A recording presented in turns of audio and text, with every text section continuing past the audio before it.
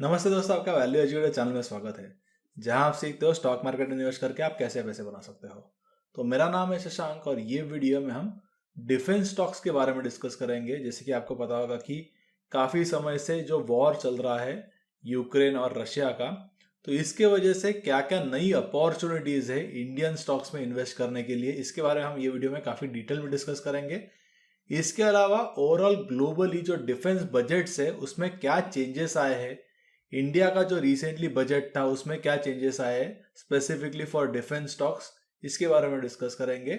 और फ्यूचर में कैसी अपॉर्चुनिटीज यहाँ पे इमर्ज हो रही है, ये सब के बारे में ये वीडियो हम काफ़ी डिटेल में डिस्कस करेंगे। तो यदि आपने अब तक चैनल को सब्सक्राइब नहीं किया होगा तो जरूर चैनल को सब्सक्राइब कर लीजिए और बेल आइकन पे क्लिक कीजिए ताकि ऐसे जो वीडियोस है वो आपको आगे जाके भी मिलते रहे। तो पहले हम ये देख लेते हैं कि ये जो वॉर चल रहा है इसका रशियन इकोनॉमी में क्या क्या इम्पैक्ट आ रहा है। तो इफ यू चेक, ये जो वॉर है वो लगभग 1 मंथ से अभी फिलहाल में चल रहा है and most of us thought कि यहाँ पे जो यूक्रेन है वो सरेंडर कर लेगा, but Ukrainian people fought back very hard and then there has been some sanctions on Russia which has been imposed by the western countries, and due to that जो Russia का currency है which actually depreciated very fastly and जो economy है इस पे काफ़ी एक severe impact आया है। इसके बाद में अभी हम देखते हैं कि इसका जो इम्पैक्ट बाकी कंट्रीज में कैसे हुआ है due to this war. So if you check, the invasion was came as a shock to entire world as nobody thought कि we would see another war in Europe. And फिर बाद में most of the countries को ये realise होगा कि उनका जो डिफेंस बजट है वो काफ़ी अंडर अलोकेटेड है एंड इसीलिए उन्होंने जो डिफेंस का बजट है वो इंक्रीज करने की ऑलरेडी अनाउंसमेंट्स की है। फॉर एग्जांपल जर्मनी ने किया है, Sweden, Romania, Poland, China, Denmark, ऐसे अलग अलग जो कंट्रीज है they have started increasing their budgets on the defence. If you check, United States का जो डिफेंस बजट है वो जनरली सबसे ज्यादा है। Their defence budget is higher than some of the 9 other countries on the list which you will be seeing here. India has the third largest defense budget in the world after US and China. If you check, NATO, which is North Atlantic Treaty Organization, is a military alliance between 30 countries from Europe and North America. Collectively, NATO is the largest military spender in the world and it has a budget of about $1 trillion. इसके बाद में अभी हम देखते हैं कि over the period of time अलग अलग जो कंट्रीज है उनका डिफेंस बजट कैसे रहा है। So according to the NATO agreement, all member countries have to spend minimum 2% of their GDP on the defense. This graph actually shows us how much military spending as a percentage of GDP has fallen to most of the NATO countries post World War II.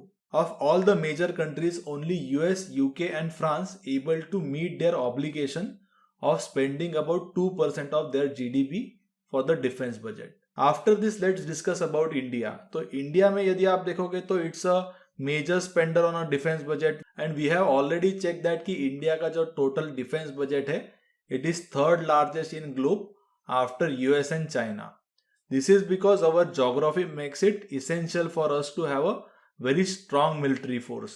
We are surrounded by the water in south and we share our land border with 7 different countries. We had border dispute with all these countries and we have been able to resolve disputes only with Bangladesh and Sri Lanka till now.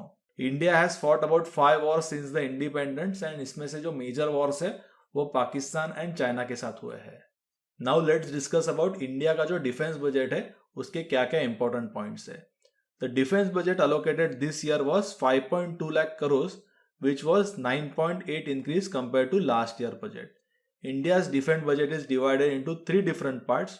First one is a revenue expenditure, then capital expenditure, and third one is a pensions. Defense pensions portion of the budget is used to pay pensions for the retired defense personnel. This year about 1.19 lakh crores has been allocated for this purpose. इसके बाद में next one is the revenue expenditure, that is the amount needed to run the day to day operations of the military. This includes food and salary expenses for the arm forces during the year. तो इसमें जो amount है that is about 2.33 lakh crore जो ये year में allocate किया है। And after that there is a most important thing which is a capex या capital expenditure budget. If you check, that is about 1.52 lakh crore and it is used for the procurement of different weapons, aircrafts, warships and other hardware. Government of India का एक mandate है यहाँ पे कि total capital expenditure में जो भी amount spend होगा उसमें से जो 68% अमाउंट होगा that has to come from the domestic firm.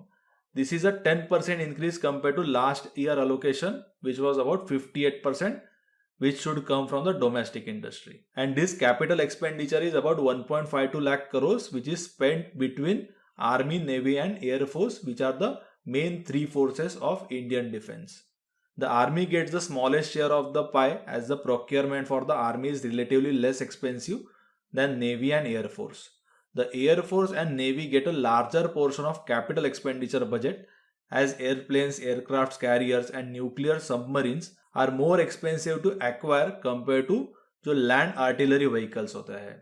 The government has also set aside 11,981 crores for R&D, but यहाँ पे काफी एक बड़ा चेंज किया है, which is historically ये जो amount है that used to go to DRDO and other PSUs, but government is really trying to boost indigenous development in the defense sector. So about 25% of this R&D will be going to the startups and private companies, which will boost and create a lot of opportunities to different private companies. तो now let's discuss about कि Indian context में defense sector में क्या क्या अलग अलग जो businesses है जो listed है और यहाँ पे क्या क्या opportunity है. So if you check here, this is the broad overview of the publicly listed defense stocks in India.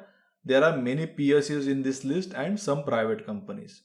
We have tried to classify them in a broad manner according to the products that they make.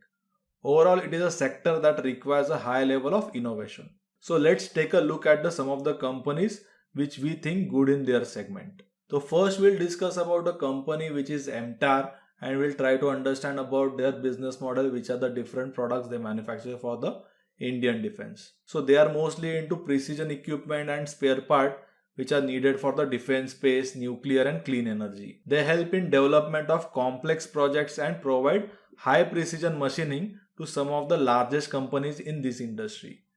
If you check their clients, they range from the PSUs like Nuclear Power Corporation of India, Hindustan Aeronautics and DRDO to private companies like Bloom Energy and Adrits.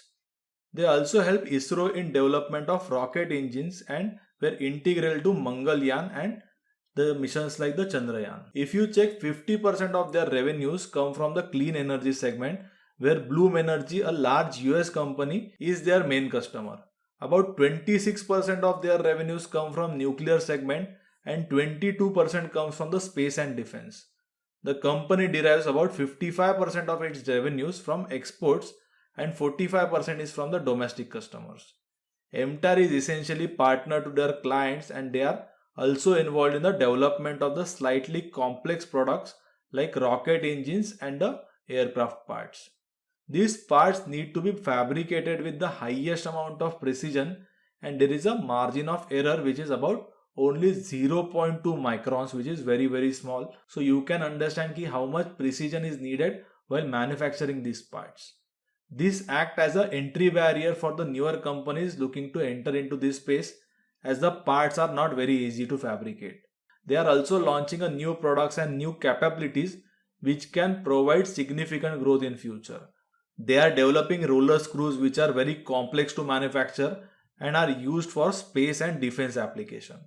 Currently, there are no manufacturers in this product in India, and roller screws are imported for the all India's requirement, while MTAR is hoping to be the sole manufacturer for this product in India. They are also developing electromagnetic actuators for space and defense application and have already received about 1.3 crores from the defense. They are also expanding their capacities and capabilities to offer high-end fabrication and high-precision sheet metal to their customer. They are already in talks with the ISRO and Bloom Energy to fabricate products for them. If you check, in September 2021, they have received the largest order from a single customer of about 220 crores to manufacture hot boxes for Bloom Energy. This order is going to get executed in 4 quarters of calendar year of 2022. These hot boxes are essentially solid fuel cells which derive energy from natural gas. They are also in talks with Bloom Energy to develop electrolyzers to make hydrogen in the future. Now we will discuss about some financials of MTAR Technologies. If you check, their margins are also very stable because they have a pass-through of cost increase with most of their clients. For the space segment, they don't even have to procure the raw material.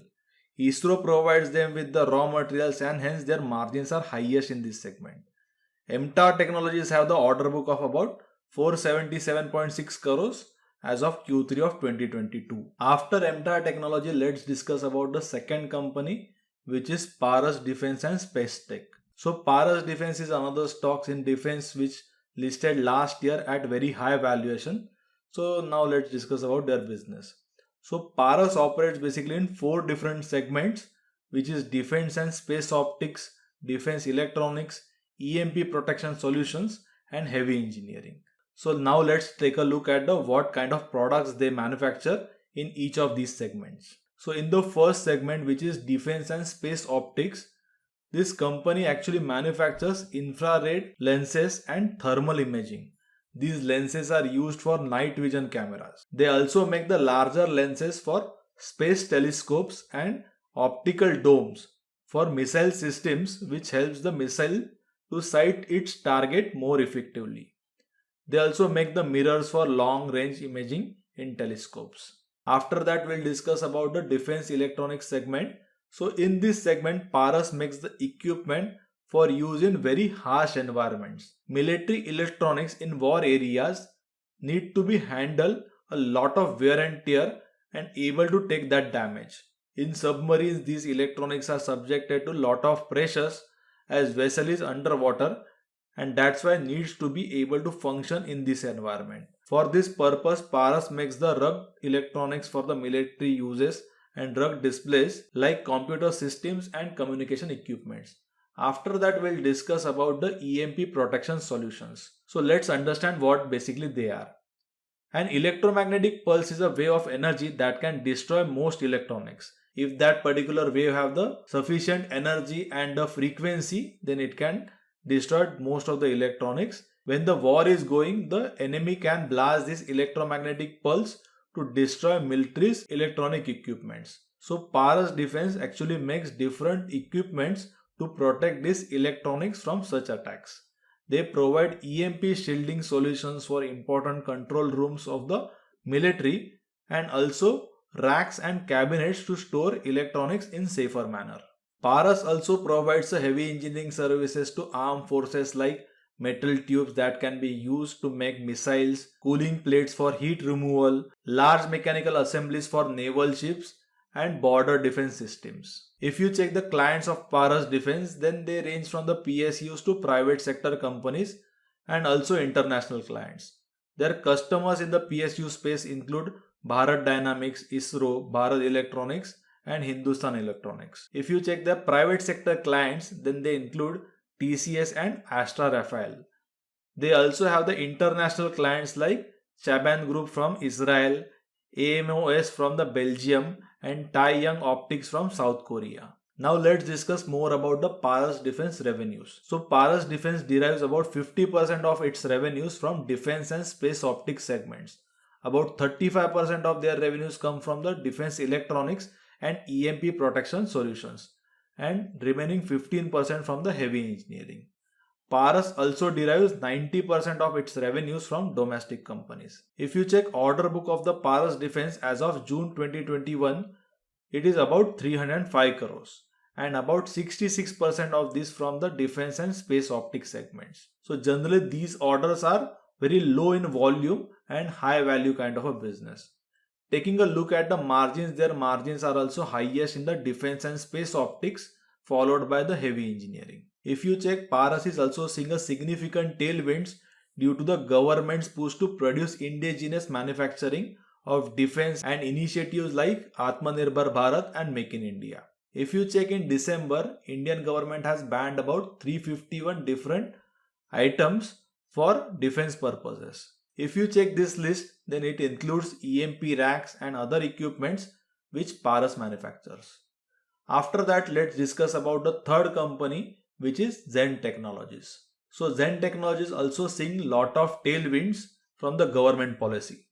Zen Technologies is a very interesting company that develops and sells training simulators for armed forces, police and paramilitary forces. Our soldiers and police forces need to be trained regularly So they are always ready when there is a need arises. But it is also not possible to provide training in real life situations. So we use the simulators to recreate those conditions for training. Zen Technology has three main different business segments, which are sale of equipment, combat training centers, and annual maintenance contracts. Under the first segment of sale of equipments, they design, develop, and sell training simulators. In combat training centers, they provide live training and simulate combat conditions in real life or virtually. They also sell annual maintenance contracts for the equipment what they sell. If you check these pictures, then these are some of the simulators that the company makes. For example, the smart target system gives the analysis of shooting accuracy. They also have the simulator for the hand grenades so that the soldier can actually get a feel of it. After that, they also have the tank training simulators where they have developed sensors that can be triggered by the lasers so that they can simulate conditions of tank warfare without damaging the tank. They also have the simulators to replicate the feel of missile launchers and anti-aircraft missiles. So these are some of the examples out of the total different simulators which company provides to the Indian defense. If you check the revenues, then the revenues of the companies are very lumpy. They have a high revenues in some year and very low revenues in some other years. They are very dependent on the government spending on training of the forces, and 90% of the revenues actually come from the existing customers. They are trying to change this by increasing the share of the AMC business, which provides an annuity type of a revenue stream which is very stable. Not everyone buys the AMC, which is annual maintenance contract, but from the clients which actually buys it, the company has a potential to earn about 120% of the initial sale over the next 15 years. If you check in 2021 financial year, the revenues of the company has sharply fallen, and the reason for that was a COVID. But then there is a pent up demand and outlook for the next few years is generally positive. If you check as of Q3 2022, the company had an order book of about 420 crores, out of which 298 crores will come from the sale of equipment and 122 crores will be coming from the annual maintenance contract. They have also received new orders during the quarter. On 24th March, the company received an order to design and development of the prototype of integrated air defense combat simulator. This prototype has to be made ready within next 30 weeks. On the other hand, the company received order of about 13.5 crores for exports during the quarter and order from the Jammu and Kashmir police worth of 5.28 crores. The company is also launching new products like anti-drone systems, and they are also in the manufacturing of drones also. They have already received an order of about 155 crores from Indian Air Forces to supply counter unmanned aircraft systems. The company has also developed about 3 models of drones. The first one is Zen 6 Flat that can carry a load of about 10 to 30 kg, and Zen Heavy Lift can actually carry a load of about 20 to 50 kg. They also have the VTOL hybrid, which is heavy lift and endurance drones which can stay in air longer and can also hover in particular place. Zen Technologies got a huge boost in August when the government of India announced drone rules of 2020-21. Under this, government of India liberalized a lot of restrictive rules around the use of drones. They also made it easier for doing a R&D and manufacturing of the drones, but initially drone companies had to go through a huge legal process before these rules. They had to fill 25 forms which have been reduced to 5, and they have to pay about 72 types of fees which have now reduced to only 4. And due to this rule, it has opened a new market for the company which is into logistics sector. Now due to this rule change, it actually helped them to grow at much faster pace. The opportunity size in this market is very huge, and the global drone logistic market is expected to reach to a value of about $18.5 billion by 2025. So till now we have been discussing about the different companies in this sector. Now let's look at the strength of this sector. The competition is very limited in this sector because it is highly regulated space. As there are very few players in the industry who depend on each other, the business is built on long-term relationships. So if their customers grow, that company also grows. The companies are involved in this space are involved in high-tech applications which requires a lot of expenditure on R&D. So generally these products in this industry can sustain higher margins for longer periods of time. The demand for the defense will also never go away, and the sector is seeing tailwinds from the current geopolitical tensions, and that can actually improve their growth rates in future. Now let's discuss about sector weaknesses. So these all companies are highly dependent on Indian governments or respective governments spending and their budgets, and any reduction in the defense spending will affect them negatively. The drawback of the few of the players in industry is that they also have the customer concentration risk. Exports of the defense equipments are also restricted and require lot of permissions. This sector is also dominated by PSUs, and the good private companies seem to be overvalued at the current prices. So generally I won't be buying currently at these prices because prices are very elevated, and इसीलिए मैं अभी कोई भी invest नहीं करूंगा. But यदि आपको ये वीडियो पसंद आया होगा तो जरूर इसे लाइक कीजिए, मेरे चैनल को सब्सक्राइब कीजिए और बेल आइकन पे क्लिक कीजिए ताकि ऐसे जो वीडियोस है वो आपको आगे जाके भी मिलते रहे. और जरूर ये वीडियो आप आपके फ्रेंड्स के साथ शेयर कीजिए ताकि उनको भी काफी बेनिफिट मिल जाएगा about the defence sector which we discuss in this video.